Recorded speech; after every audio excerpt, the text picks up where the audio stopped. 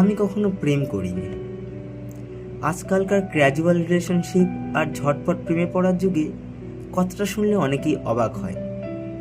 বন্ধুরা তো হেসেই উড়িয়ে দেয়, বলে তুই বড্ড ব্যাকডেটেড। হ্যাঁ, আমি সত্যিই ব্যাকডেটেড। আমার কখনো কারোর হাত ধরে হাঁটা হয়নি, নীল কালিতে লেখা প্রেমপত্র তো দূরের কথা, কারোর চ্যাট বক্সের বিশেষ নোটিফিকেশন হওয়ার সুযোগটাও আমার হয়নি। বৃষ্টি নামলে ছাতা বন্ধ করে একসঙ্গে ভেজার কোনো স্মৃতি আমার ডায়েরিতে নেই। কিন্তু সত্যি বলতে আমার এতে কোনো আফসোস নেই।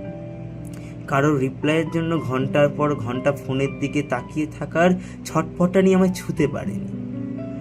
গভীর রাতে অকারণ মান অভিমানের কান্নায় আমার চোখ ভেজেনি। আমি নিজের মতো করে আমার একলা জগৎটাকে গুছিয়ে নিয়েছি।